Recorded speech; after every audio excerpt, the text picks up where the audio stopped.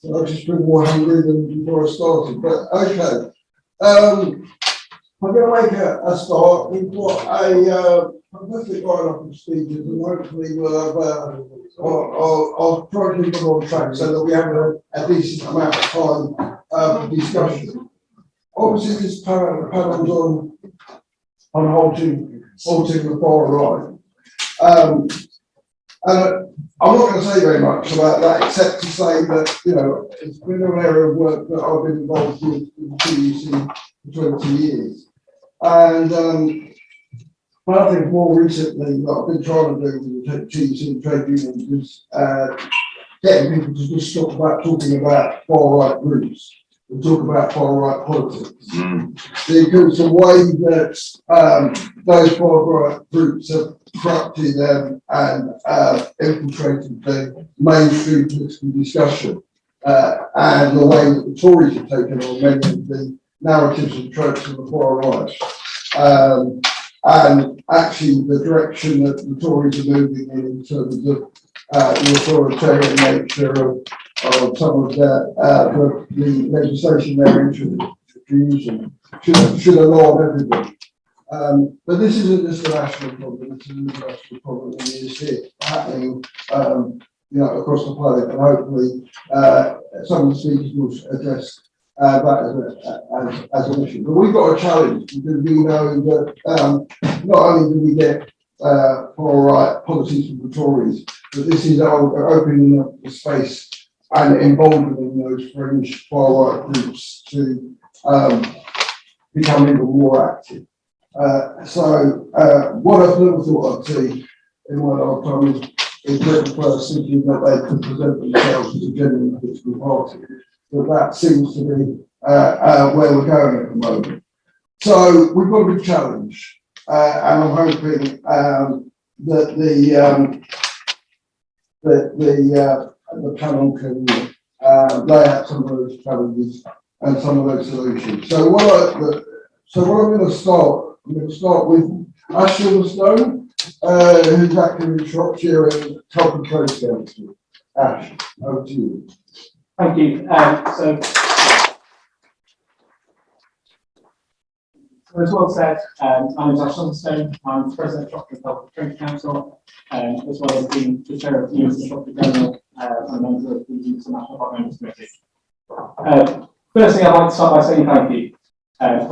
Thank you to those of you in the room, those joining online, Sanitary System, TC and Unison, my union. But most importantly, I want to say thank you to my ancestors. I'm here because they fought to survive. I'm here because they fought to ensure that those coming after them did not have to suffer the horrific realities of slavery and oppression. I'm here because they dared to dream. Before I talk about how we've worked to halt the rise of the far right in Shropshire and Telford, let's take a quick look at the political landscape we find ourselves in. Despite having Britain's first South Asian Prime Minister, an Asian Home Secretary, there's no other way to say it than calling a spade. This government is nothing short of racist, verging on xenophobic. I mean, can you imagine any other time in recent history when the person with responsibility for law and order felt comfortable enough to come out and say that they dream about a plane leaving our shores full of those free persecution? Now, let me tell you a story about a guy called Stephen. You may know him as Tommy. We now know that over decades, hundreds of primarily young women and girls in Telford and Shropshire have been the victims of and are now the survivors of sexual exploitation. Now you might be thinking, what's that got to do with Tommy? I mean, other than he seems to like to hang around with child sex offenders. Well, when he got wind of what was going on, he decided that he had to come to Telford under the guise of exposing the truth. But let's be honest, he's not interested in exposing the truth. All he saw were pound signs, an opportunity to cash in on the back of those who suffered one of the most horrific experiences anyone can imagine. Apart from exposing the truth, all he has done is further exploit those survivors. So, not long after finishing his so-called documentary, Tommy organised a trip to Telford because he thought what we needed was an open air cinema. Now, I'll admit that the first time he came, we weren't ready for the sheer number of fascists that he was able to pull together. On his first trip, he had around 1,000 gallons turn up to watch his film. If you've never been to Telford before, you'd be forgiven for thinking that it was the centre of Truss's bulk market operation. After this visit, we did what our movement does best. We got around the table with others who believe that in the 21st century, Britain is a place where oppression, inequity, or persecution has no right to live in our society or thrive. And we committed to living up to our movement's mantra of educating, agitating, and organising. We made the commitment that never again would we be on the back foot, that never again would we allow far right to go unchallenged in our towns and communities. So in conjunction with Self Racism, Love Music Hate Racism, and others, we built a coalition of consciousness and made sure that we were ready for the next time he arrived. Because back then, we knew it was only a matter of time. And just a few months later, we were proved right. They were back. But this time we were ready. In less than a fortnight, we were able to mobilise huge numbers of anti-fascists and anti-racists and run a successful celebration of the diversity in Telford. Tommy, well, he had a few more than us, but a lot less than his first visit. And then we rolled the clock forward again, and he was back. But this time he could only manage a couple of hundred. So he got from 1,000 on his first visit to his third visit, now remember being able to have a couple of hundred. And it was at that point we proved that we are many and they are few. Towards the end of last year, not content with us proving that Telford was not going to accept his nonsense in their town, the last time he came back. But this time, the Silver Commander was not able to contain his laughter when he came to tell me that their march was moving on, all 90 to 100 of them. So, what is the purpose of this story? The purpose of this story is to highlight that when we stand together with like-minded people, prepared to take the next step on our journey from equality to justice, when we commit ourselves to ensuring to shout from the rooftops that despite our differences, when all is said and done, there is far more that unites us and divides us. Now, is it easy? No. But is it worth it? Yes. And I'll close with this. Now, I'm not sure if you've seen a picture of old Tommy Boy recently, but he's had his smashes done.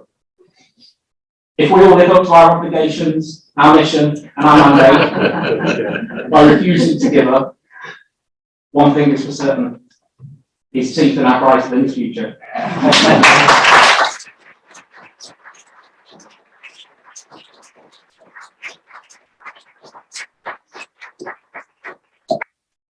I like that. Perhaps we can remove them for it.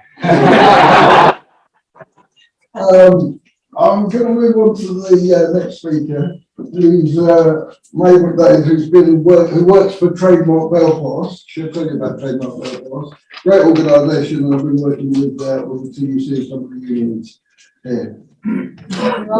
Yeah, thank you everyone for being here and to the organisers. Actually, the train going from Liverpool, it was really delayed, but I was here before anybody else, so my joke about nationalising the rail is just going to fall flat. I'm from so person here. No, so Trademark, it's technically called Trademark Belfast, but I'm from Derry, so we don't call it Belfast for my company, just Trademark. Trademark is Ireland-based education organisation, and we have 3 decades of trade union training.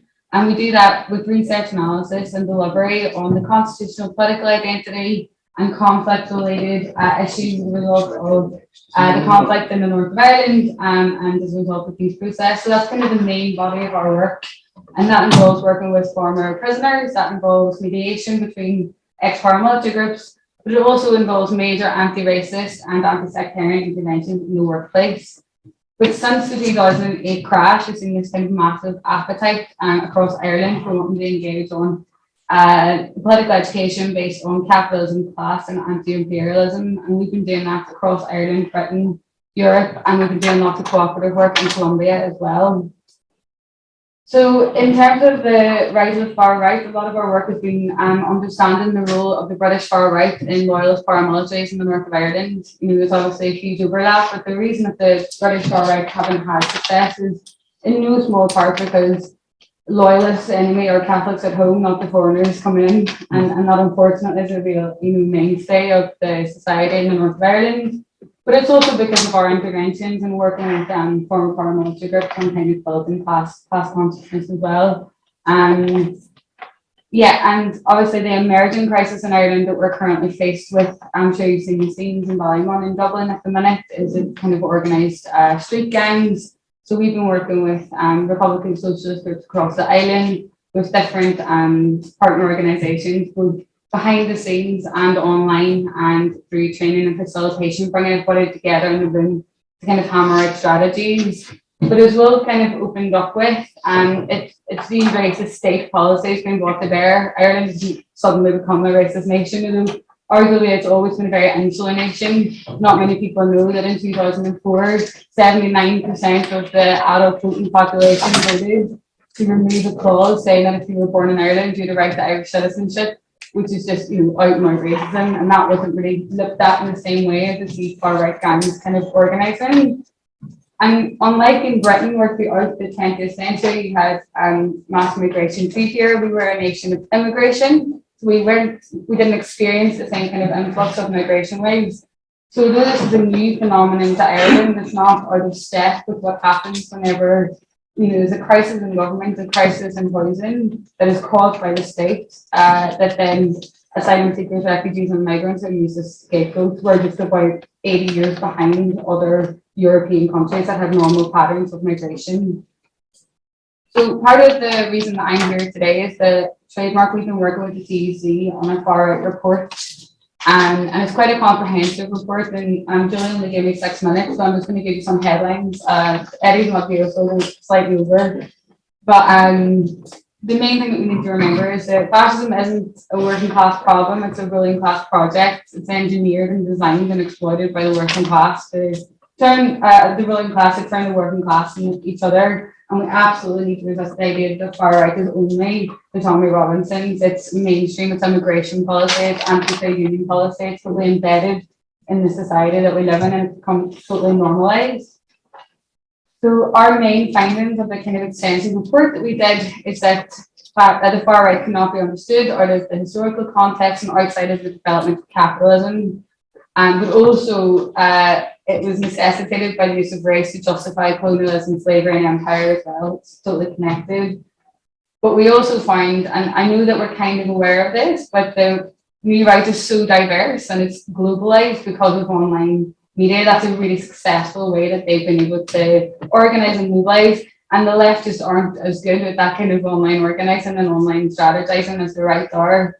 But what shares the people kind of in Britain and some parts of Ireland and in the States and across the world is this cultural superiority and nostalgia for an imagined past. And I remember when I was in Chile, people missed Pinochet because we were industrious and we worked hard. And you find the same thing in Madrid as well. People missing these industrious days that never really existed. But the mainstreaming process has also been accelerated by the corporate media and the kind of big tech companies that also sympathise and tolerate and promote also these kind of far right mainstreaming ideas. And in Britain, obviously, I live in Britain, although I go back to Ireland a lot. There's an increase in surveillance and police powers, which we know all too well in the 6 counties. But this comes alongside more exploited working conditions and anti-trade union rhetoric, so people are very lost. So our recommendations is to be very cautious of kind of top-down media campaign strategies that are empty. We might get numbers but online, but they get numbers on the streets, and we need to actually square that gap and do more research and mapping and countering far-right networks online. But we also have to, and it goes without saying, everybody here is involved in the trade union movement, organising in our workplaces, and that comes through sustained political education as well. So the main bread and butter of our work is to deliver a kind of consistent message of unity, equality and solidarity, and that's to workers, particularly young members coming through the trade union movement, and representatives, activists, and in the communities that we live. But all of this is bound up in a hope. Yes, it's really easy to be very cynical and downtrodden by how awful things are at the minute, but having that hopeful political vision is basically what we've seen workers across the world, in Bolivia and in Brazil. These are kind of inspirational examples that really highlight the necessity of industrial campaigning, sure, but extra parliamentary organising, political education and movement building, and we can win. So.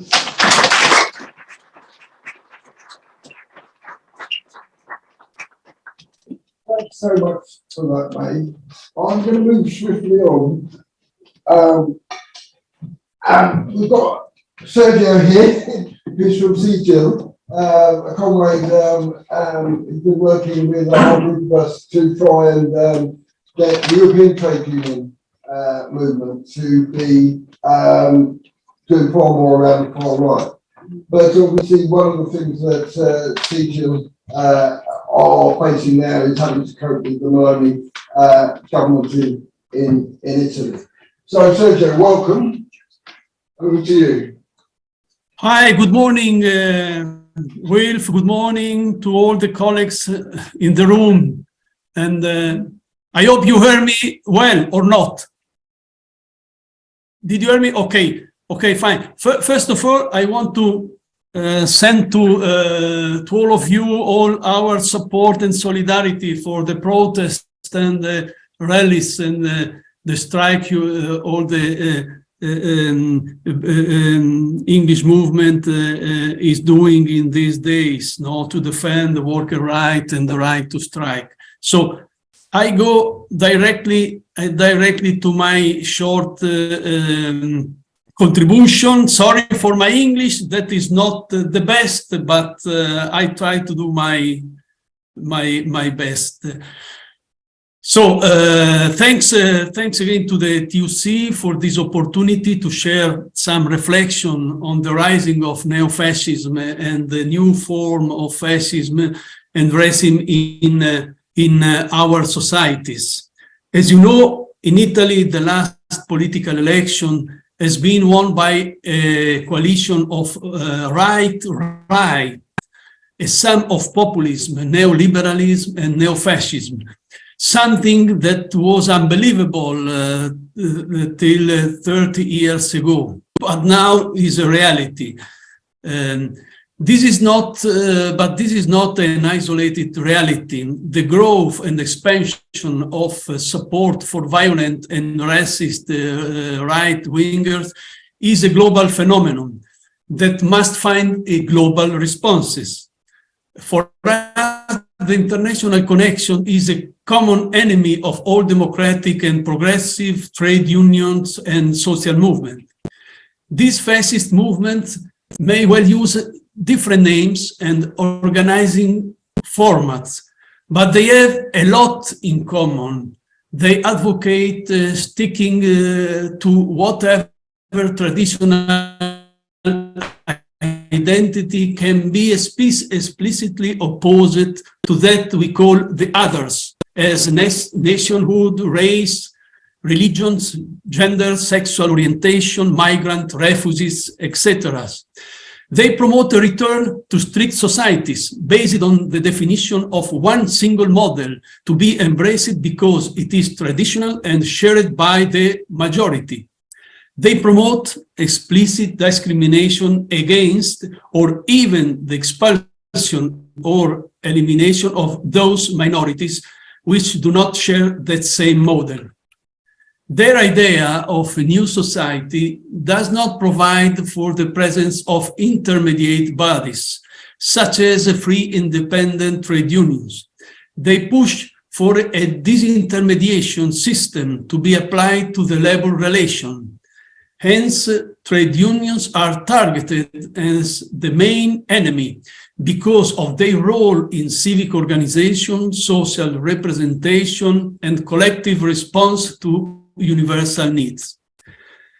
Be in throat coups, violent murders or attempted murders of trade unions leaders, repression, incarceration, or layoffs, it is not by chance that in many parts of the world one of the first initiatives taken by political and military organizations, clearly inspired by far-right ideas and beliefs, has been to dissolve independent trade unions organization and replace them with the state-controlled or fake unions. This fascist strategy makes people in public opinion more prone to accept far-right propaganda based on the principle of simple and fast solution to complex problems, such as closing borders or criminalizing humanitarian action or return to ancient form of autarky, but we are in a global world. So we can say very simple that labor rights and freedoms are under attack. And in recent years, labor has been devalued. All forms of inequality have grown, while gender, generational, and territorial disparities has been exacerbated. Precarious work has become a permanent condition, so much so that employment and poverty can go hand in hand with the creation of a new class of working poor. This has led to increasingly unsafe workplaces, where the life of working people is at risk. Wealth has become concentrated in the hands of the few. Economic and financial power has prevailed over political and state power, thus undermining democracy itself. Free and democratic trade union organizations have always been aware of their fundamental role, not only in combating such phenomena and distortions, but in developing different and more advanced social models based on inclusion, rule of law, equality, justice, and worker solidarity. The principle of equality is crucial to transform both labor and human relations, including by ensuring that women and men, national and foreigners, receive equal pay for work of equal value and equal opportunities and access to the human rights. In this sense, collective bargaining at all levels, solidarity, and the right to collective industrial action, including the right to strike, are the tools which can enable all workers. This has to be our strategy to stop the growth of right-wingers.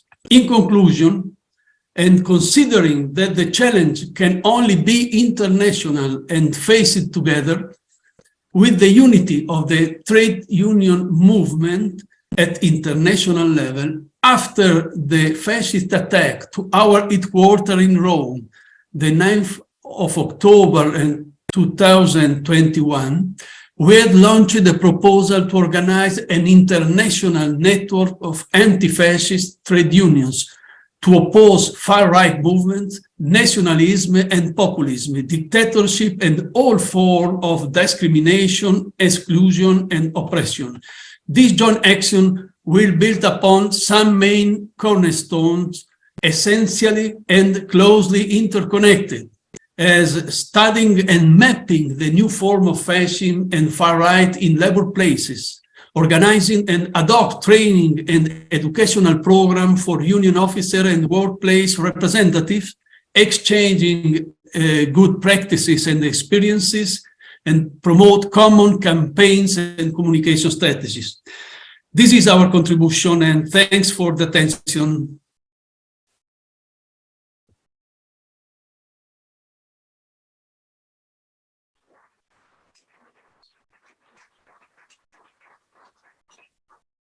Thanks so much for your contribution, Sergio. And yeah, the network that we were talking about, which the two years here part of, we're trying to build, not just within Europe, but with trade unions in South America and other parts of the world as well.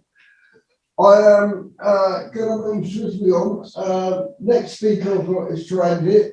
Taranjit is a member of the Race Relations Committee and is involved with the Race Relations Committee and some of the work that they've been doing in terms of tackling the far right. Taranjit. Brilliant, thank you.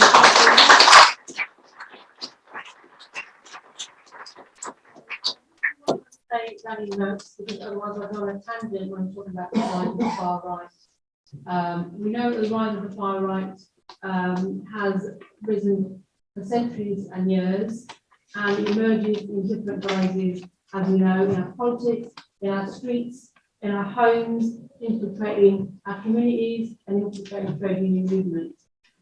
As well as winning and taking up positions, political positions across the globe that we've seen, we also see the rhetoric of the far right being played out in the media, in our leaders, again, politics in schools. The recent rise of the far right in Europe, in particular in Sweden, and the ongoing attack on refugees, particularly we've heard what's happening in Ireland, in Dublin a few days ago. Again, it showed and the failure of the missing, trying to make efforts to find children, missing children, refugee children in Brighton. So the question really is, how do we combat the rise of the far right? So building solidarity with our communities and our workers and workers' power. The trade union movement has been at the forefront of the struggle against the far right and the far right's intention to divide people and communities. The far right agenda, as we know, has always been to cause division amongst our communities, amongst our workers, people who stood and stand side by side against inequality, social injustice. The hate and the blame game are the tools of the far right, whereas the tools of the trade union movement, the right to strike, has been taken away. We've seen the recent strikes recently, and what faces have we seen on the picket line? Black and brown faces for the very first time. So by using unity and solidarity, we can get those wins against the far right. This conference today, for me, is one of many ways that we can combat the far right. We know that governments, and many alike across the globe, in many countries, are using power to silence us, prevent us from protesting, prevent us from gathering in solidarity in a big country to turn to racism and TUC, for putting us all together, and also to turning up where it matters, turning up in those communities where it matters, supporting and highlighting the rise of the far right in different guises. And a great example from the trade union movement for me is the Bromwich dispute, where in 1977 we saw that 20,000 people converge on the streets of Northwest London to support a few Asian immigrant women who just got up and walked out one day from their workplace over pay and conditions. And that was a group of trade unions, white, very elderly trade union, women's movements. We also had the dockers. The dockers at that time were starting the rhetoric of the Rivers of Blood speech by Enoch Powell. So getting all those groups together. However, we must also recognise more people in senior roles, for example.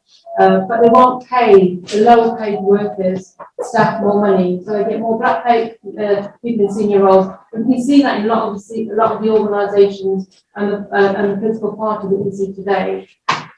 We can see that the agenda of the far right rhetoric being delivered, and it's being delivered here by black people. We're being used, as we can see, to deliver the reports which say that structural racism does not exist.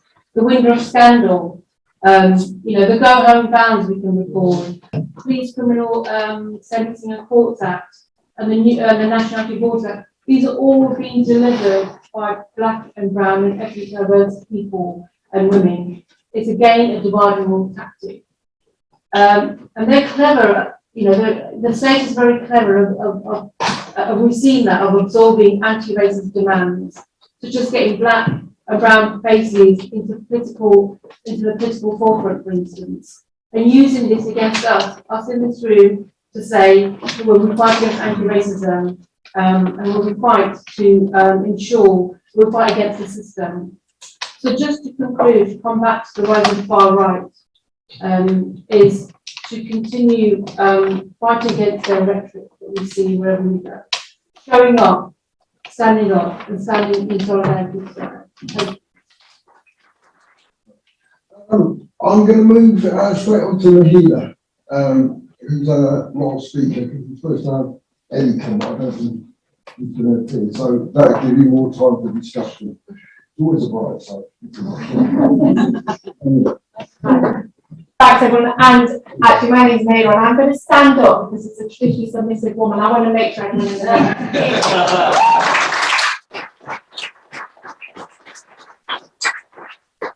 So one of our speakers earlier talked about how, you know, the rise of the far right and the problems that people are feeling with this society right now are quite complicated. Actually, I want to just say that I slightly disagree with that. I don't think it's complicated at all. I think we're seeing a real attack on our living standards. I think for the first time, we have a generation that are fearful for the next generation, that actually things aren't going to get better. And that's not complicated. That's a direct result of the 1% and the decisions that they make. Let's be very clear about this. I'm very honest about that. But actually, at the same time, they won't actually tax the big corporations who are making massive amount of profit at our expense. And we know that because actually, we've had over a decade of austerity, and during that period, in fact, actually not even during that period, but particularly during the COVID, we have seen their friends in high places become not just millionaires, but billionaires. So for me, it's very, very clear that actually there is a, you know, it's not as complicated as that. There is money to go around, but actually they don't want us to have that money. And as a result of that, we are seeing people who are really quite scared of what's going to happen in the future. And when that happens, it's very easy for the far right to look at that despair, to latch onto that despair and push their agenda. And that's really what we're seeing. We've always seen it. And actually, that's why we've got organisations like, well, first and foremost, Tommy Robinson, who tried to stand in the Northwest. And can I just say, we smashed this. Yeah. We remember that, because while we start off by talking about how we're trying to build in Telford, every time we come down to Telford, we are out there on the streets, and it's important we do that, because we never give them a space to grow. So that's why I want to say I'm confident that we will continue to smash it. But actually, he's not the only far-right activist out there trying to build. We have other organisations across the board. I'm from the Northwest, and right now we have Britain First, who think they're going to represent our constituency, a local ward in Salford. Why have they picked Salford?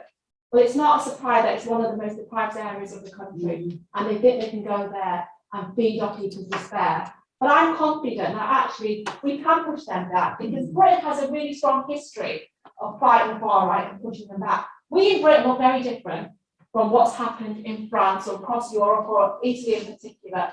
Why do we look different? Because we have a history of getting out on the streets. We have a history of calling them out as racist and fascist. We have a very, very different strategy in Britain from what they had, for instance, in France, where they said, you know what, the left will build over here and the far right do their thing over there. We have a different strategy and it works. And part of that strategy is why we're here today. The anti-racist movement working closely, hand in hand with the trade union movement. That is where we are strongest. We combine the two, because for me, I think if you're fighting racism, you have to fight austerity as well. It's two sides of the same coin. Why, as anti-racist campaigners, I'm really proud that we work so closely with the TUC. And I'm really proud that as anti-racist organisations, we have been out on the picket lines across the country. We were out across all the local demonstrations the 1st of February because we recognise the working class is black and white.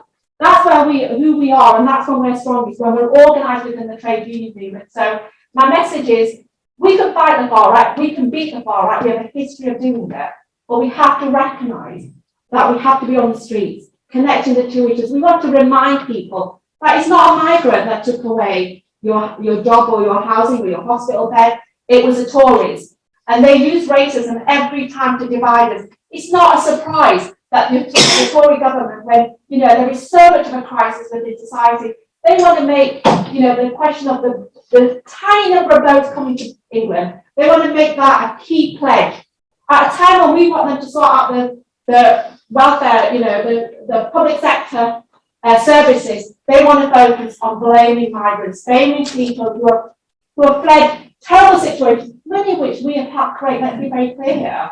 Many of which we have helped create. They want to blame those people who are, fleeing desperate situations as if they are responsible. Well, we know they do this. It wasn't so long ago that this Tory government tried to, use the line that actually the fact that I chose to wear a scarf on my head was one of the key issues in British society that they need to address. Today it's the migrants and the boats. And we know why, because they want to attack our living standards. At a time when, you know, we're seeing the working class flexing its muscles, taking to the street, showing what we look like and our strength, they want to push us back. And when they push us back, and in doing so, the language that they use, they open the door to the far right. And that's why we've seen the confidence of the likes of Tommy Robinson. We've seen the confidence of Britain First, to make a stand in the local elections. We need to be organised. We need to stand together as black and white workers. We need to be out on the streets, organised. And I want to put a call here. Wherever Britain First stands, I think we need to be out organising in those areas. And I want to make a call to all of you. As part of your trade union branch, just go back to your local groups. Because in your workplace, that's where you're strongest. We showed that on the 1st of February. We want to take that strength of the working class and the trade union movement and put it out on the streets across the country to make sure that wherever they stand, we are organised by campaigning. We've got days of action in the local areas. I know in Salford we'll have a day of action where we will literally go door to door leafleting and making sure that we get the message out there that actually they are not the solution, they are the problem. And it's the working class, black and white workers together who can push both the racists on the streets back, but also this Tory government that not only wants to divide us, but, you know, weaken us as a class. We know we can beat them. Someone mentioned the policing bill. That didn't stop us from demonstrating. We know they brought that out because of XR and Black Lives Matter. Well, we're still out on the streets. We pushed that back. The Rwanda flight, we stopped them putting people onto those flights. It doesn't matter what they say in Parliament, the laws that they push, we can smash them on the streets. So, you know, thank you very much for being here today. Thanks to the TUC for supporting Stand Up for Racism. You always do. Let's make sure that we push back this racist agenda and have a world for black and white people together. Thank you very much. 3 quarters of an hour to take questions from the floor and from online.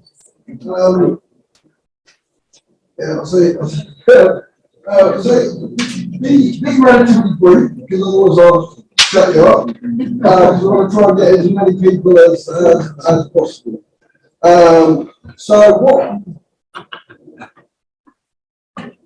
So what I'll try and do is take one from the floor and one online in that kind of order, and rely on Nathan there to make sure that I don't send into complete chaos. So I'll start with the floor. Sorry. Yeah, I'm Austin Harney from PCS Union. Probably heard my question from the floor. I'll try and keep it fulfill that promise. No, I really do think it's important that we haven't really had much contact with the anti-racist groups in Ireland, because the far right is rapidly on the increase in Ireland, just recent reports. I'm in touch with anti-racist protesters, and there are evil characters. Sorry, that horrible journalist, her name is almost escaped me, but someone could remind me who that was. Sorry, it'll come back to me in the end. But there is also Niall McConnell, the leader of the National Party, who's making overtures with Roberto Fiore from the far right. He's being groomed by him. He's making overtures with the National Front. He's making overtures. He's had a meeting with Golden Dawn in Greece. This is rapidly rising. That's the island. There's also the Island Freedom Party, the Irish Island Identity Party. So I do think that we should have more anti-racist speakers from Ireland. That's the question at the board. Can we do that in the future? I wanted to point out that the far right was around in Ireland historically. It's come back now, it's resurrected because of the immigration, but they were always targeted and keeping a low profile. Travellers, Republicans, the left. And before the Second World War in the 1930s, there was the fascist blue shirts led by Ian O'Duffy, used to be general of the Irish Free State Army. My great uncle, who was a communist, fought in back in Limerick City in 1922. But just to put Frank Ryan, that was, they went to fight in the Spanish Civil War later on, but not my great uncle. But I think it's really important that we do reach out, because anti-racist protesters are under attack. They're beaten up by fascists on the streets. They're not getting any protection from the Garda. And there is definitely institutionalised racism in the Irish Police Force as well. So that was what I really wanted to bring forward to everybody's attention. I think that's a very important issue. I want to thank the speakers, Taranjit and, sorry, Med a great speech, by the way, as well. So it's great to have you both on board to mention those issues. But that's the question. We need to take that forward, build the links with anti-racist campaign groups in Ireland, because they really are very vulnerable. Solidarity.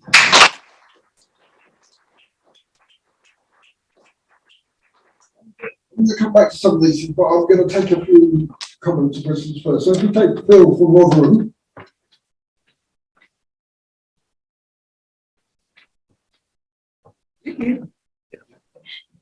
Hi everyone, yeah, it's Phil Turner, I'm Secretary of Rotherham TUC and convener for Stand Up to Racism, and Rotherham, like other places, in 2 weeks' time have got a group of fascists who have decided to pull a demonstration at one of the hotels housing refugees in the area, and we are mobilising through the TUC and Stand Up to Racism.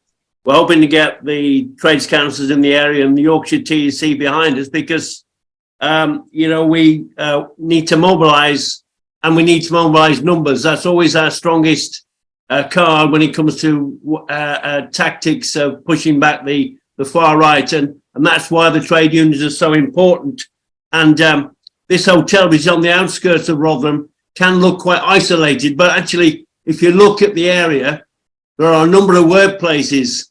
There's firefighters, ambulance workers, civil servants, and of course, all those groups of workers have either been on strike recently or, as in the FBU, had a massive vote for strike action. And of course, you can see the confidence on the demonstrations. We had 6,000 people in Sheffield, 50 firefighters joined the demo. The confidence there we need to use to arm ourselves in the anti-racist fight, because workers on strike very quickly see the Tories using racism to divide and rule, to enable the fascists, and they can quite quickly see that actually unity is our biggest strength when we come to fighting back, whether it's over pay or pushing back the races. And something we're going to do with those unions, get a statement out opposing the fascists coming to this hotel, and also to put to good use the tactic of the United Front, which we've talked about in these conferences before. And in Rotherham, we have a vast experience of using that tactic. Number of years we had to mobilise, sometimes once a month, over 20 times against fascist EDL and others, and we stopped them. We had the great victory of the Rotherham 12 Asian protesters who were arrested falsely and were all acquitted.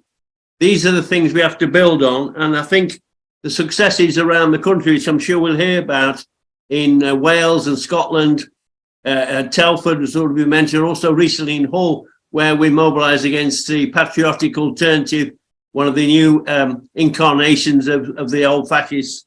And I think, in the words of the old slogan, black and white unite and fight. Together we're dynamite. That's the way to beat them.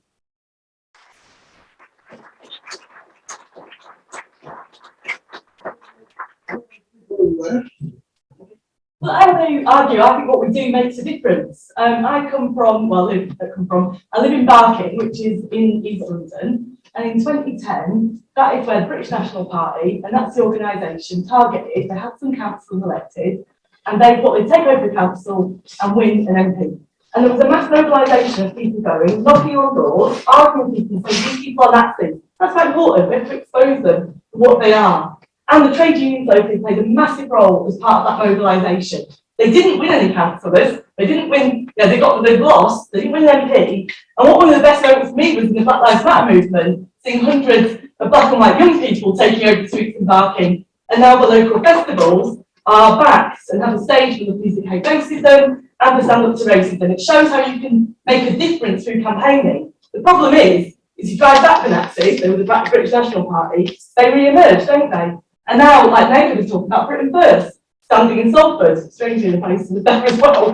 But, they're standing in just one council. The thing is, in the last general election, in that area, Britain First got 500 votes in that area. It's, this is where they think they can get a hold in, and our job is to stop them when they're small, because Nazis and fascists, they have a strategy of trying to appear respectable and getting elected at the same time as mobilising on the streets and intimidating people like you were talking about in Telford. So we have to do the same tactics, I think, in Salford, what Nahella's talking about, of going around, knocking on doors, arguing people that they're Nazis, having the local trade unions involved to give us that sense of confidence as well, at the same time as having to mobilise on the streets, like we did in Telford, like we're doing at the hotels to stop them. But I think it's right to link back to a bigger picture as well, because you see them keep re-emerging out of this crisis of the system and the despair people feel, and closing is an alternative. And that's why the positive at the moment as well is the strikes that we've seen, the unity of 500,000 workers on strike together, which gives a different vision for change,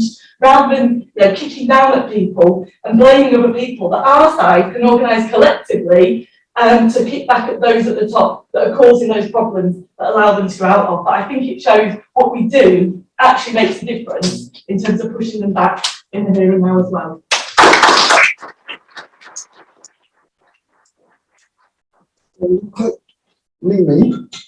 Me?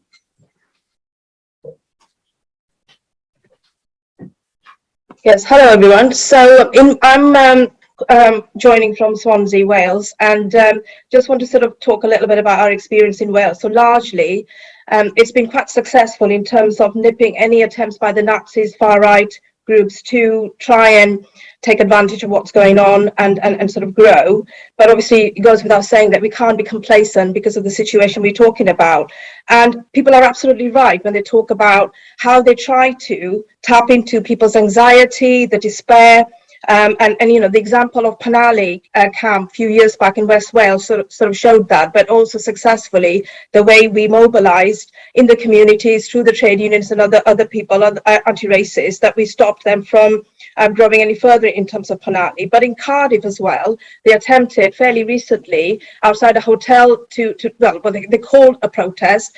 Actually on the day they didn't show up, and that was because of the fantastic work done by Cardiff anti-racist, stand up to racism and trade unionists to mobilise on the day to make sure that they didn't have the confidence to appear on the day. So just to say really that it's very important we call out the Nazis for what they are. We expose them for what they are as far as what they stand for. The quality of the opposition to them is important as well as the quantity. We are sort of on, the hope for us really is the fact that we've got this, fantastic strikes which have been going on, and how when people have, the recent one on Wednesday, when Stand Up to Racism speakers spoke at all the demonstrations, how well it was received in terms of trade unionists really identifying the importance of fighting racism, the importance of stopping the far right and the Nazis from growing, and the fact that, it's in our interest as black and white trade unionists to stand up to racism and, to unite.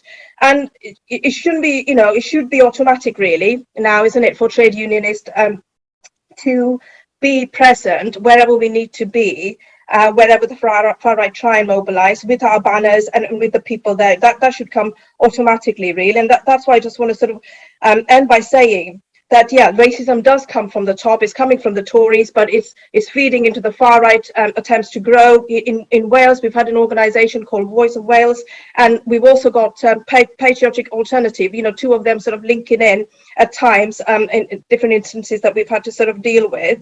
And that's why the March the 18th demonstrations are very important. So, in Wales, we've got the Wales TUC, we're working very closely with them and all the trade unions, and it's crucial that on the day that we have the maximum turnout on the streets in Cardiff, with a number of trade unions leading that march with their banners, with big groups of workers, to say that, like everywhere else really, that in Wales, we are anti-racist, and we will mobilise and sort of dent any confidence from the Nazis in Wales and the far right to grow. So that's the point I wanted to make. Thanks.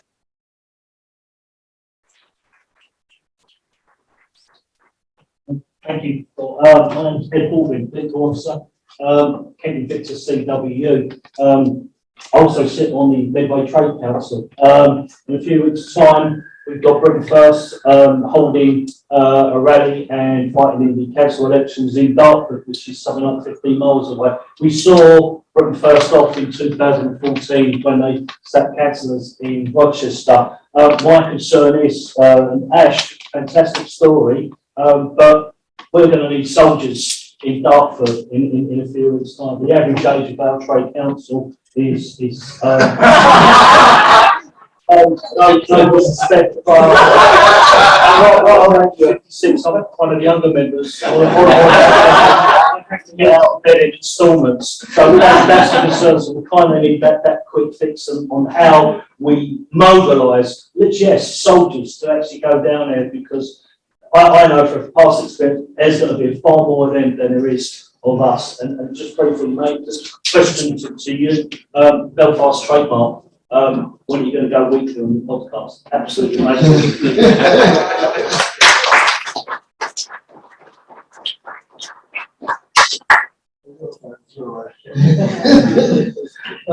Actually, we'll come back to me. Yeah. I was going to just push you South Wales.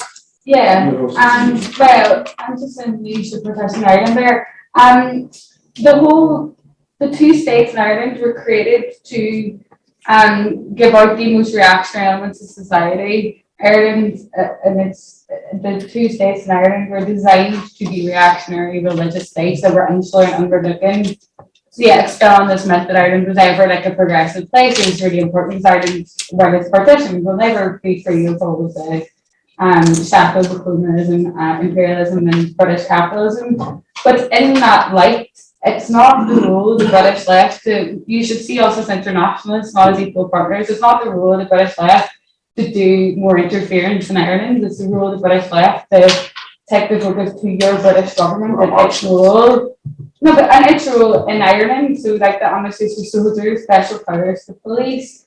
And yeah, like obviously the platform, the struggle of like the Craig Avenue, the Bobby Sunday families, of the Ballymurphy families by all means. But I think the less paternalistic kind of interference, or what could be massive solidarity of the British in that way, I think the role of the British left is to unequivocally support United Ireland and look at your government's role in it, rather than necessarily framing it as we need to do everything together because we're English speaking and that's the way forward. I don't necessarily see that as the best strategy. We're here in an international capacity to talk about what's happening in Ireland. And I didn't say that in my question. No, I know, but I'm just, for me, I just want to make it really clear that there are connections that do exist, and we are part of that connection. And actually, what's really unique about us being in the north is that we work on an all-island basis, and we get our funding from Britain, so we work across Britain. So we do exist in this kind of odd trajectory where we work across both, but we situate ourselves very much as the Irish Socialist Republicans who work across Ireland, and who will intervene, work with and participate in the development of the British working class on political education on Ireland. So I know it wasn't quite your question, but you were suggesting bringing more over. I think it's educating the British. No, but that is what we're doing. That is like what I've committed the last 17 years of my life in Britain to doing, working with trade unions, working with students' unions, working with different community groups on kind of decolonising the British left and their interpretation. And I think, just as a slight side note, one of the biggest struggles that we come across is that within the trade union movement, people treat it as a UK-wide trade union movement, but it's not. The trade union movement, obviously, in the north is organised on an all-island basis. British trade unions do have some presence in the north. So our kind of job and our interventions, and that's why I'm fairly confident that the British left is engaging with us purely by my presence here, by the presence of Trademark, by our solidarity and by our networks, that we are doing the British left, the British trade union movement, not the British left, the British left could be more challenging, I think, in general, and particularly some of the left media are particularly committed to seeing the north as just another nation, and in Britain it's kind of an odd way to stick, but I think we have certainly had a great working relationship with Wilf over the last 20, 30 years, and are confident that our relationship with the trade union movement is going in the right direction, and people are open to having us come and speak about Ireland, but that we do keep it as like we are separate too. Okay. I just have that out.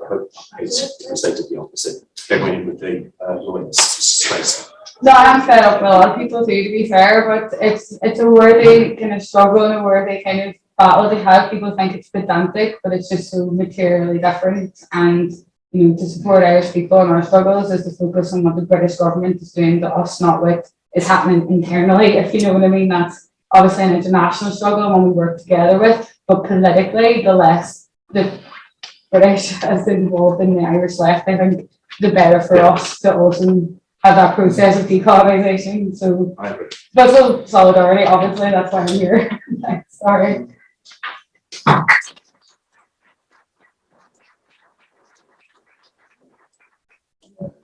Just one thing I wanted to add is that, you know, Sergio talked about what we're trying to do in terms of building a network around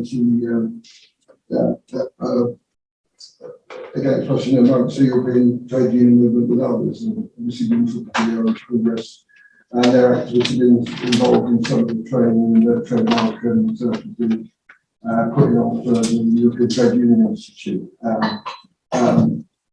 Well, obviously, you know, one of the things we're trying to do with Stand Up to Racism, especially around March the 18th, is to build that solidarity, and we've got a World Against Racism group that tries to coordinate what we're doing internationally on that day. And obviously, you know, we do have people from Ireland involved in that as well. There was somebody online. Who's the one online who will take next? Dave Sherry. Dave. Hi there, can folk hear me okay? I'm Dave Sherry. I'm a delegate to today's conference from my Unite Union branch in Glasgow, and I'm also a delegate from my branch to the Scottish Committee of Stand Up to Racism. And I want to raise the importance today of building strong local stand up to racism groups in the localities.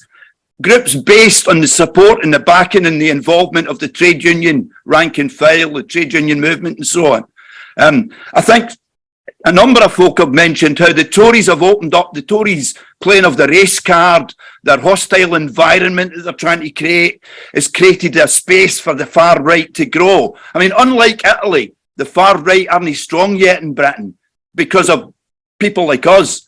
But actually, Italy should be a warning for us. Just like Phil from Rotherham was saying, we found out earlier this week that the Patriotic Front are calling a protest in Erskine, just outside Glasgow, over the housing of asylum seekers temporarily in the Erskine Hotel.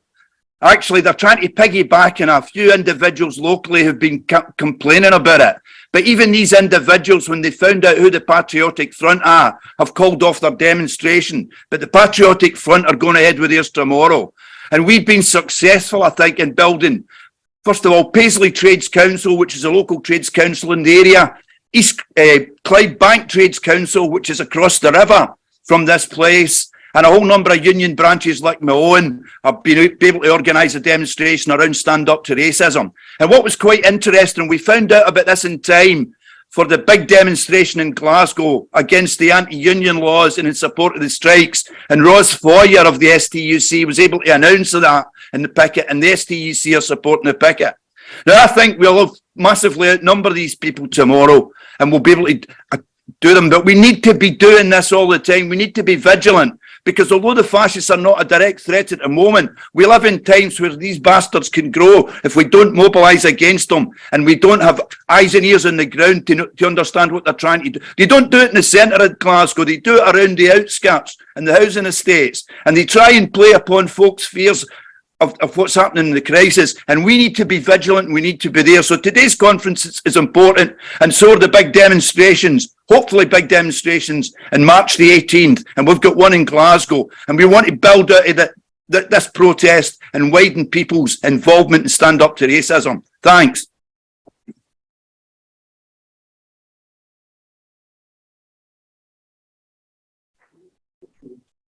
Yeah, my name's Liz Wheatley. I'm on the Euston's LEC and chair of the International Committee, so I'll start from overseas, but only a short talk to France, really, because I mean, think over the last few months, we've seen some huge demonstrations and protests and strikes taking place in France. You know, really exciting developments. But actually, less than a year ago, we saw Marine Le Pen getting almost 42% of the vote in France as well.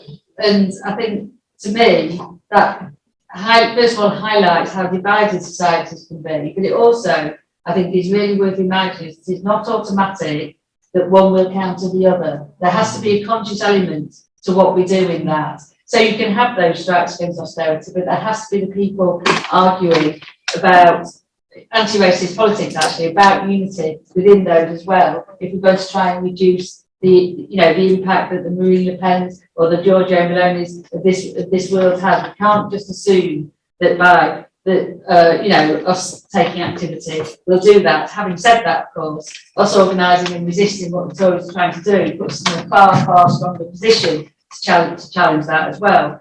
Because the Tories are linking racism and austerity, aren't they? They're doing it so that they can win. That's why Sunak had his 5 priorities, of which the 5th one was the small boats in crossing the channel. And actually, that's why we have to make our target the big super yachts where the sales are going up on, because the super rich have got so much money, all they're doing is spending it on champagne and super yachts. And we have to be saying, well, take them off those people, never mind tax them, frankly, and give them to the people who are trying to cross the channel to safety, to have a home, a life, and a future. And that's also why the whole, I hate the word narrative, because actually it's not narrative, is it? But it's ideology. The whole, ideological attack on us comes from when Braverman talks about her dream, because all of us in this room have a very, very different concept when you're talking about racism and having a dream, don't we? We all have Martin Luther King's I have a dream of a world without racism, and they have to consciously try to take that language, turn it back, say this is the kind of society that we want. And I think that makes it really important. I can't remember which of the speakers said about, I can't even read it now because I've taken my glasses off, but said, stand up to racism. We still work with trade unions. Actually, trade unions need to work with stand up to racism to make sure that we run through all the anti-racist campaigns and activities that take place, and that our unions take it really seriously, because we are the people who have the capacity to mobilise. In the same way as last Wednesday, we saw people taking to the streets and taking activity against austerity. We have to consciously be the people who say we have to do the same over fighting racism as well. If we're going to have the kind of world where we don't have to keep doing it, because actually, it's not just in Medway. Quite a few of us in this room have seen far too many times when we've had to organise against the far right. And we have to start talking about how do we get a society where the far right can't mobilise and try and divide us. And that has to be what we, something that we consciously do when we fight austerity as well.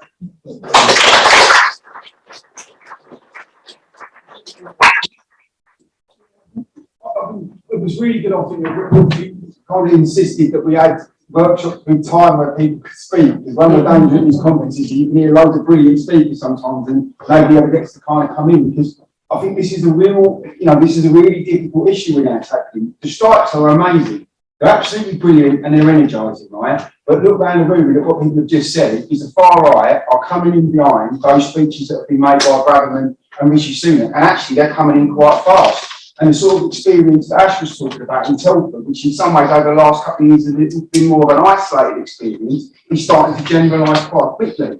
And it seems to me this is the thing about within the trade union movement, that of course at the minute I think people's general ideas about wanting to combat attempts to divide us are really strong and far better than they were maybe in the movement 10 years ago or whatever, right? But at the same time, that idea that while we're trying to build the picket lines, we've actually got to take this stuff on is essential, because the truth is it just drip, drip, drip in people's ear.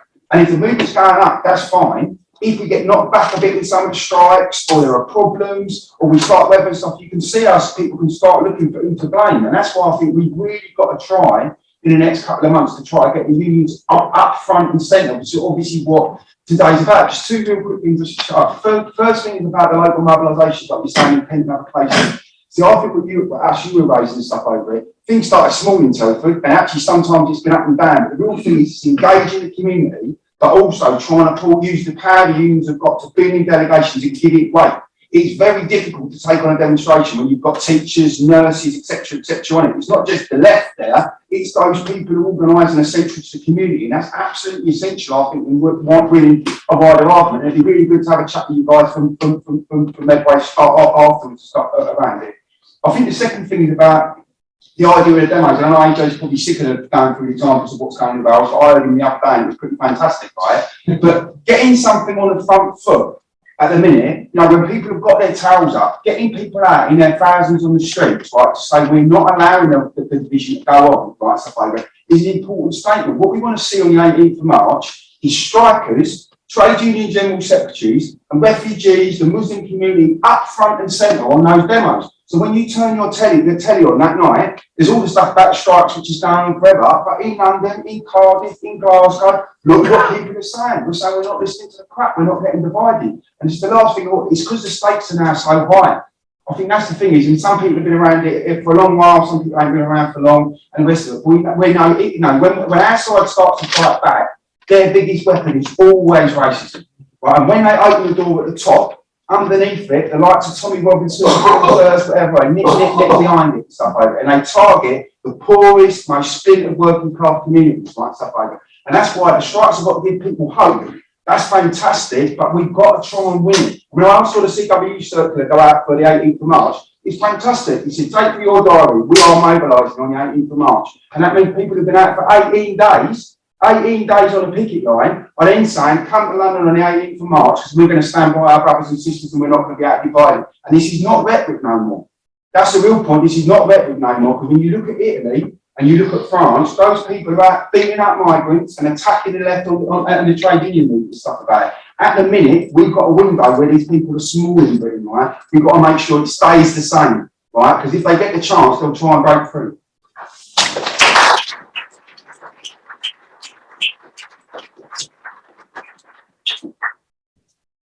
Yeah. I just wanted to ask a question to any and all of you on the panel and anybody else in the room. I'm a teacher, and I just, and first February was fantastic. I just want to say that amazing day. But as people pointed out, there's lots of contradictions in the situation. I wanted to ask about schools. I wanted to ask if people have any insight into what's happening in schools and amongst young people, because in my school, which is a London school, it's a diverse school, we had some examples recently of kids, it's a very diverse playground, but using swastikas, tiling, that kind of stuff going on, which really shocked me and surprised me. But I just wondered if people have got any insight into what is happening, and also just further in terms of, you mentioned the complexity of the way the far right organise on social media, and I kind of feel that definitely kids have been, the kids in school being exposed to some of the stuff that's swirling around on social media. Also, just things like the way that Andrew Tate, feeds into this this kind of like kind of ideas that I was surprised about it, and I wouldn't want to exaggerate it, but it was sufficient enough for there to be, going home to parents and sort of contact schools and say, look, what the hell's going on here? So yeah, just insight, comments, thoughts on that. I'm going to take a couple more speakers, and then I'm going to come back to the panel. Mike, and then I'll take.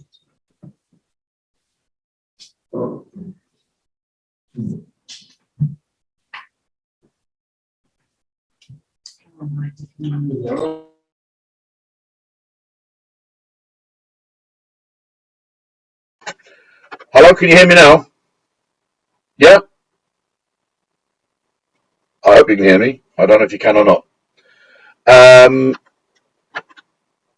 Yeah, I think you can. I'm going to carry on. So, I'm a blind person. I've been an activist since the late 70s. And my question is a very genuine one, because I don't use social media. I really would be keen to know what the demographics of these groups is these days, because I know that it used to be traditionally sort of your stereotypical white young men, football supporters, that kind of thing. But I think really what we're seeing now is a change in the demographics, but I'm not really sure how that's manifesting itself and why. I think there's a vacuum on the left, which is part of the problem. But I also think that we are kind of missing a trick in terms of getting into those groups, not the Nazi groups, but those sections of our community who are alienated and who are feeling that they have nothing to turn to except the right, of course, and that's a problem. How do we appeal to them? How do we attract them to our banner, if you like? Of course, we have all the issues around strike action, around motivation, around all of that. But previously, when we had I think a more of a genuine left organised and united in the in Britain, and prior to Brexit, perhaps, it was to some extent easier than it is at the moment. And I wonder what the panel's view is about all of that now. Thank you.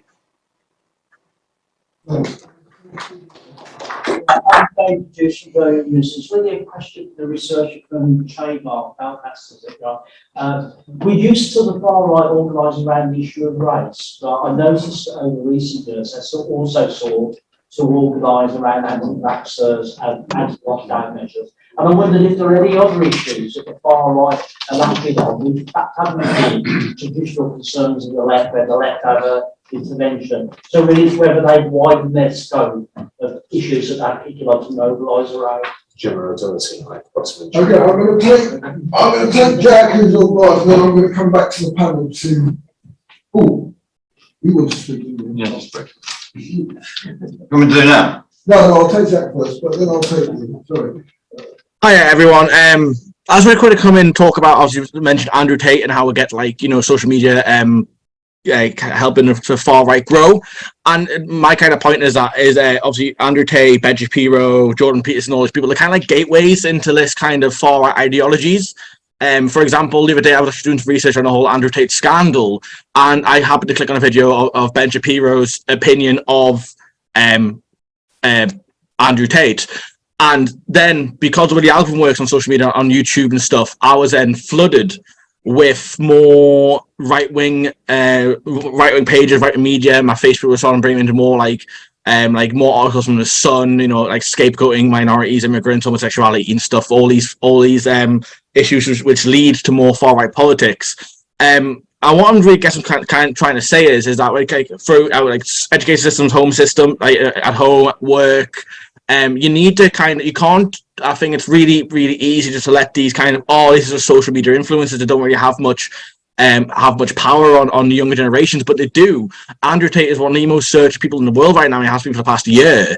And I think we've got to take it upon ourselves, if we can, is to whenever we hear him mention a name, have a valid counter argument and explain why, even though he might seem like some kind of social media joke or some kind of character, his ideologies are actually incredibly dangerous and need to be put to a stop before they become they end up leading down to more far right, misogynistic, racist views. Because it's not really that much of a leap. I see it in my workplace. People have a lot of kind of forgiveness around him because he's just an online media character, even though he's been arrested for potential tax evasion, human trafficking, and a myriad of other issues. That's all we wanted to say. Just saying how we can't just allow small social media influencers to go unchecked because they are as dangerous as the far right, because they are a gateway into the far right. So yeah, I'll leave it there. Thank you very much.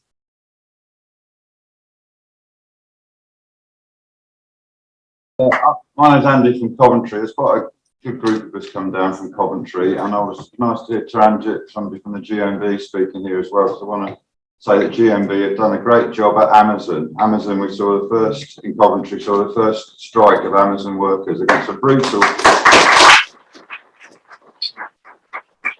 multinational company offering 35p an hour pay rise, which is £12 a week. One of the workers on the protest last week, so I spent £60 on my heating in 4 days. I'm only taking home 250.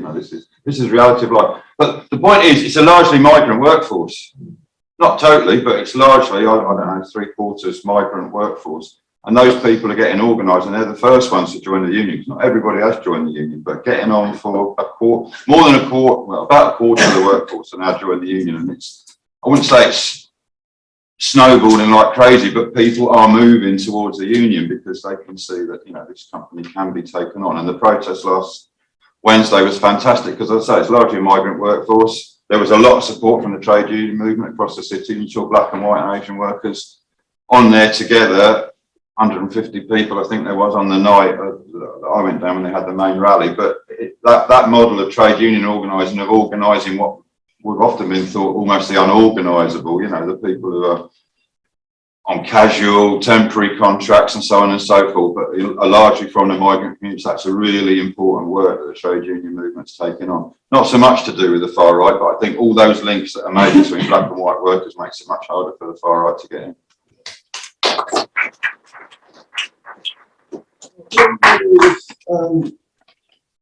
come back very quickly for a response from the panel, and then I've used the rest of the time as chair. Yeah, cool.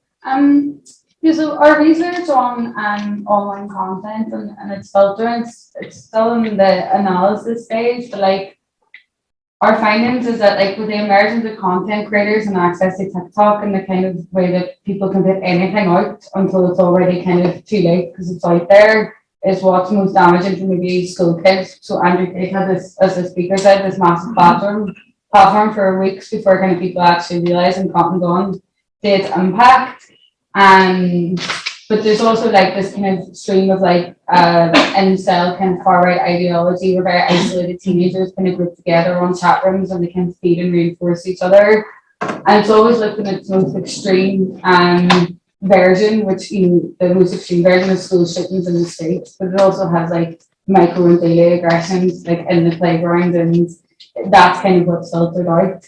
And in terms of our research, that will be, once we bring it to the TC, that will be us as trade unionists and teachers and facilitators and activists to kind of decide what the strategies will be to kind of combat this. But obviously, as it stands, kind of social media platforms do have an unfettered kind of access to young people, and that isn't facilitated in a way that protects them from harm or from harmful ideas in ways that other forms of media are. So we're still in the early stages of that mapping and analysis, but it's very obvious that there's a hand in hand of what happens in the playground and what they're fed through social media. Forgive me if I got this wrong, so you were saying what other issues do the far right kind of rally on? But it's also kind of hinted to earlier, like in Ireland is very kind of unique and situation where Republicans are particularly targeted, but the universal thing that we see is the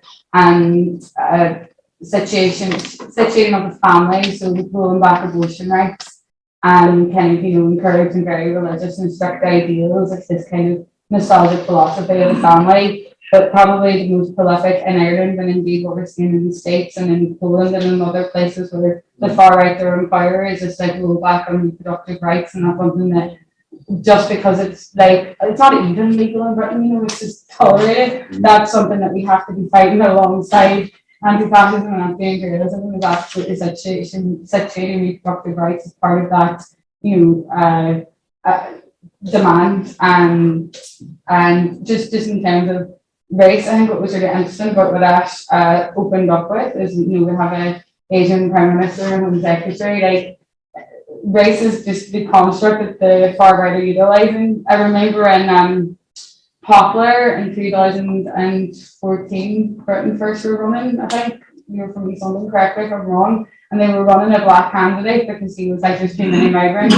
So there's emergence of good migrant, bad migrant, good race, bad race, and I think almost taking away that part of this is only about race, because we can see evidently that class and division is so embedded and kind of how it's articulated. But yeah, I'm sorry if that didn't quite answer your question. I think that's what you were asking. Yeah, it was finding issues other than race, and they all belong as well. Yeah. So and that's not even race, but it is, of course. So yeah, I would say that reproductive rights in Britain is something that obviously we can't take for granted. And yeah. Oh, and it was my last time speaking. Yeah. Just thank you all. And I'm not trying to create a hostile polemic where Irish people can't work with British people. It's just that if we want your help, we'll ask you to listen, but we need a lot.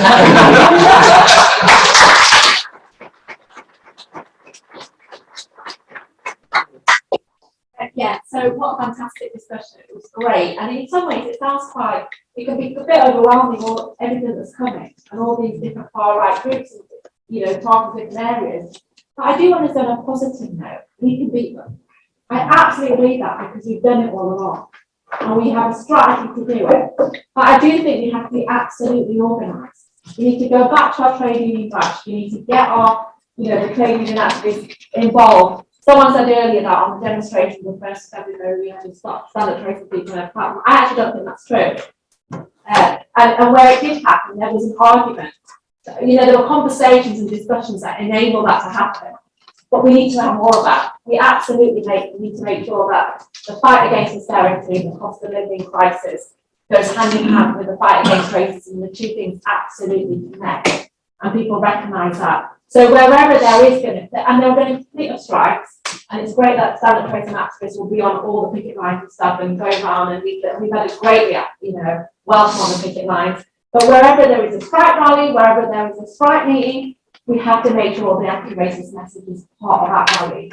That won't just happen. It will be about training activists like yourselves here in this room that are involved in the trade union movement, that are involved in the strikes, fight also for the anti-racist message and run through that. So I just want to make that clear. A couple of other things I would say also is we do, wherever the far right think they understand, we need to make sure we're there. And I know what you said about you're a small group or whatever. Telford was the same. We had very tiny number of activists in Telford, but actually it was a start.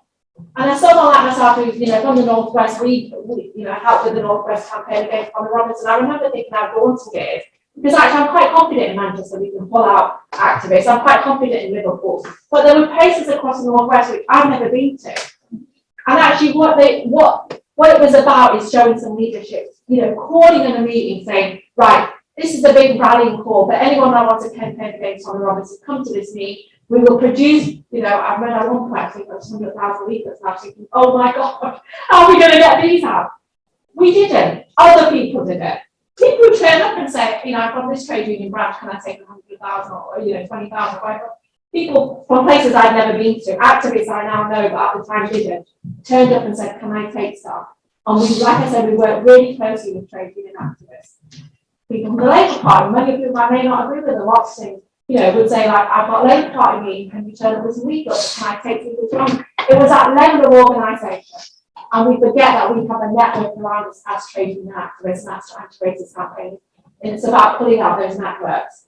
It's calling the dates, having enough time to, get the leaflets ready, put out the date and get people together, because when they come out, it doesn't feel great when there's a couple of you, but when you call an event and there's a decent number of you in the room, it's uplifting. When you turn up and you can leave at the street and there's loads of you, it takes a couple of minutes to do a street, it's a sense of achievement and it's that confidence. And actually, events like today are about that, isn't it? Building our confidence on our side to say we're part of something bigger. Not only are we a national organisation, but actually we've got links internationally and we learn from each other. That's what today is about. So it's about going back and getting organised. And it's really important you do that. It's really important that we build the local groups and the links with the trade union movement. But never forget, our key dates, which is as important. So the 18th of March, it's absolutely key that we recognise on that day we are out on the streets with our brothers and sisters across Europe and further afield, like America and Brazil, and we are part of an international movement. Because the ruling class of 1% that want to push us back, they organise internationally. You talk about small boats. They don't want the small boats coming in, but they're happy for the yachts to turn up. So it's absolutely key that on the 18th of March, the working class, black and white working class, are out in strength and numbers. And we show the Tories and their friends across Europe and further afield that actually we are bigger than that. That we want a different world where actually black and white people can live safely and respect against racism. And that's what the 18th of March is about. So please, yes, it's great. Do what we need to do locally to stop the organisations like Britain First and all the other far right groups that are now turning up. But never forget, take the eye off the ball. It's the Tory government that are giving them the space to grow. And actually, if we want a safer world for all of us, we need to get rid of the Tories. And the 18th of March is about that, coming out, showing our strength, and beating the Tories once and for all. Thank you very much.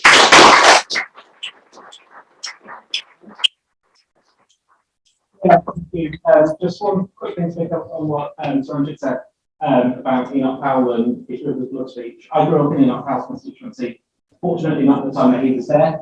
And one of the best things about that constituency is now actually what was his constituency office, the Caribbean Heritage Centre.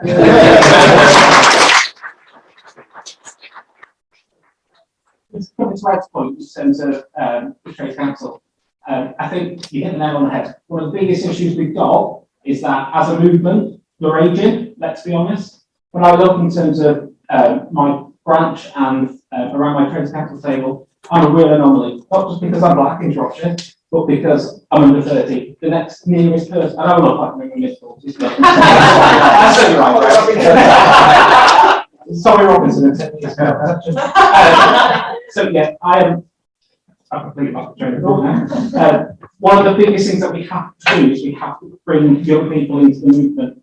And I think one of the reasons we're seeing the rise of the far right amongst young people and the likes of Andrew Tate, etc., is because of the effects of austerity. And so I started as a youth worker. Now in Shropshire, we don't have a single youth club run by the local authority. If we go back 10, 12, 13 years, where were things like county lines? They didn't exist in the scale that they are now. There are no levels of support left within our communities to help combat some of the things that we're seeing. And it's having a real issue and taking hold. In terms of the far right organising on social media, going to the point that you made at the back about in schools. Again, if you look at cuts in children's services, if you look at, say, universal services like youth clubs, etc., careers advisors, there are no positive role models outside the formal structures that would enable them to be there. I have those to say there, and it's all gone. Just going back to Liz's point as well, in terms of the language that they use, and Martin Luther King's I Dream, and some other Bradman's dream. I'm pretty sure everybody in this room's got a dream as well. I have no issue with a flight going to Rwanda as long as there's not a single refugee on it. And the likes of Bradman, the likes of Boris, the likes of Sunak and others, as long as they're on it, it's a one-way flight. Crack on. I'm sure we can have a look around and we'll pay for fuel.